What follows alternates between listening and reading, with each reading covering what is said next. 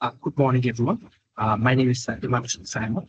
My student ID is MA0825006. Today, I will be presenting my assignment uh, for global economics course, whose code is CO4133 under the guidance of Dr. Sunil. I have chosen India as my dream country. In my presentation today, I will cover five main areas as an introduction to India and the challenges India faces, the trade theory, realities of India, India trade policies and their impact and final opinion in their future system. So let us get started. Uh, so, so let me start with a brief introduction about India. India is the world largest democracy, and it has second populated country in the world. The over 1.44 billion people. It's located in South Asia and cover around 3.29 million square kilometers. In terms of economy, India is currently the fifth largest economy in the world with GDP around USD 3.7 trillion and in the financial year 2024, India recorded GDP growth rate 8.2%, which makes it fastest growing major economy in the world right now. Now, India was not always like this after independence. India had a very closed and government-controlled economy. But in 1991, major change happened in the government. Introduced the liberals and reformed the under Prime Minister Narasimha Rao and the Finance Minister Manmohan Singh. They opened up the country economy, reduced the barriers, and the trade invited the foreign investment. That was the turning point of the India. Today, India is the member of G20, WTO, BRICS, and QUAD. Export IT service and the pharmaceutical textiles and engineering goods. And it is now seen as one of the best alternative manufacturing destination in the world. Come to my next slide. Uh, my next slide is the challenges economic problem of India. Now, even though India is growing very fast, it still faces many serious economic challenges. Let me go through them one by one. The first challenge is unemployment, and the unemployment, uh, even though the economy is growing, the formal sector is creating enough jobs. Youth unemployment, urban areas is around 23%, and the 90% Indian workers are still informal sector with no job security. The second challenge is income inequality. The richest 1% of Indian hold more than 40% in country's total wealth. So the gap between the rich and poor, between the urban and rural areas is still very large. There is an inflation, the food prices India being rising between 6 to 9%. On the top there is Indian rupee.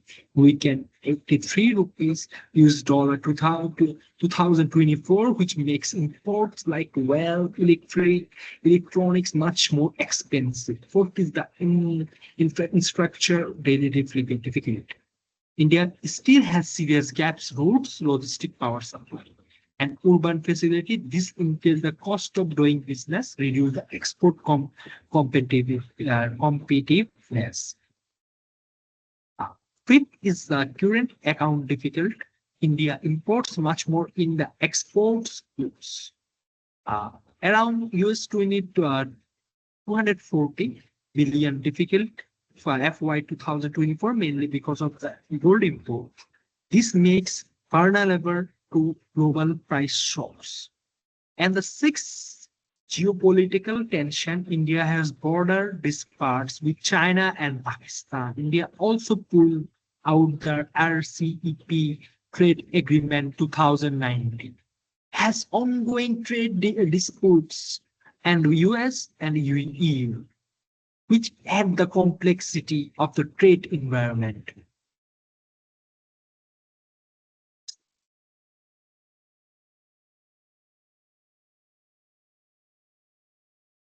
So my next slide is trade theory.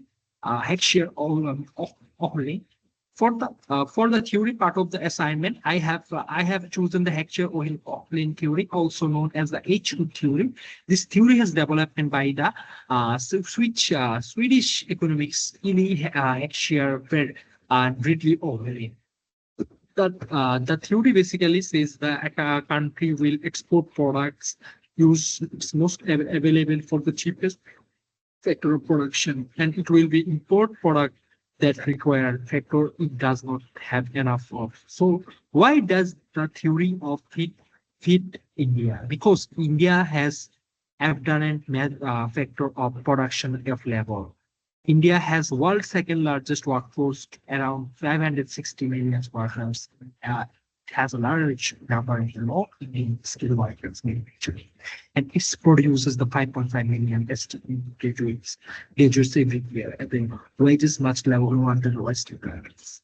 So, according to the HU theory, India should be exporting labor-intensive products, and that is the exactly what we see reality. India export IT and BPO service US 194, 194 textiles and the garments USD 44, 44 and pharmaceuticals and fourth USD 25 billions. Our sector that very heavily skills, semi-skill level.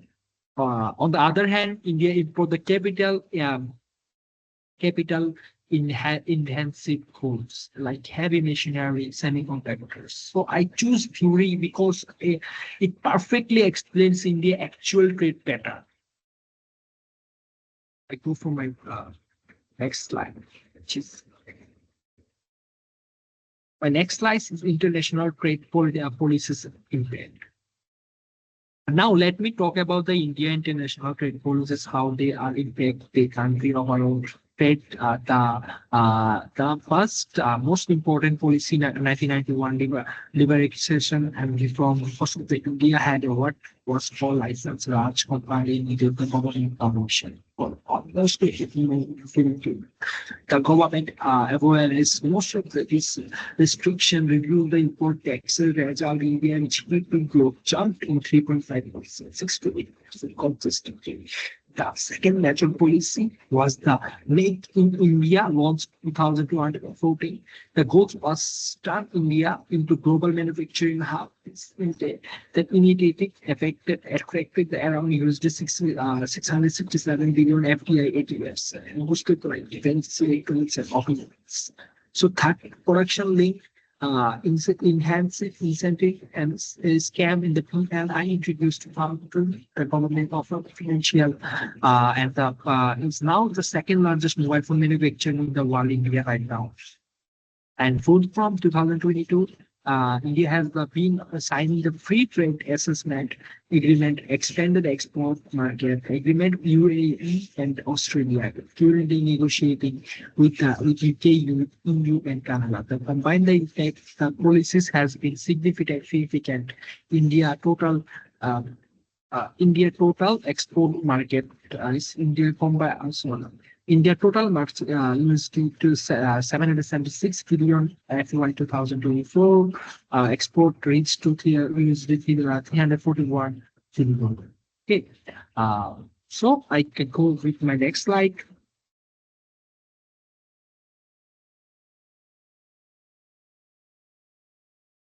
So India sustainability over the next 5 years. What is this? Now the final question: what is the personal opinion sustainability in the next 5 years? My opinion: India will not only the sustain its growth, but will accelerate, become the world third largest economy in 2030. And I have a strong reason for believing this. First, India has the huge demographic advantage, and the average the India just 2 years. This means India has a largest working age population in the world, right? And they are in their most productive years. This will consumption, saving, innovation. Second, India has the digital infrastructure in one system is UPI digital payment and Aadhaar card. We know what is Aadhaar card, right? So for digital identity, one when we see for e-commerce enabling millions of people participate in the formal economy at the first step. Third, because of the global tension, the global tension of the multinational companies like Apple, Samsung, and the Foxconn are moving their manufacturing to India. So this China plus is a strategy and massive opportunity for India, and it is already happening right now. Uh, so fourth, India has a set target 500 gigawatts like renewable energy, 2030, pollution itself, the future green hydrogen exports. This will reduce the energy and the dependency, create the new export opportunity. However, honest to be, if you ask me, honest about the risks, automation, maybe job growth does not keep up the economic growth. Climate change is the threatening agriculture because 40% of farming depend on the rain.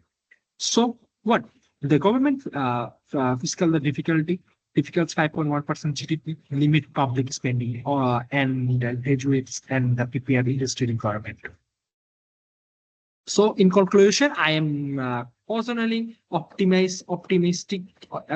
India fundamental are very strong, but the government must be continue in invest education, infrastructure, and the job creation, make the growth inclusive sustainability. Okay. So the next slide is references. I have used the presentation. This cited the Harvard referencing format as required at the sources including notes, well and share of link, academic text, well as report from the IMF and World Bank or WTO and CTA, the Reserve Bank of India and WSCU and the Indian Ministry of Commerce. All the data analysis based on the credible and official sources. So last one is so thank you. Thank you for closing and brings me to the Indo presentation. But to summarize quickly, India is a remarkable big nation. It has transformed itself through the bold economic reforms pattern perfectly matches the share of included. Its policies they are delivered a strong result, and its outlook the next 5 years remains positive despite some real challenges. Thank you very much, Dr. Sunil and everyone. There is more listening. Just thank you this for giving me opportunity to present this presentation. Thank you.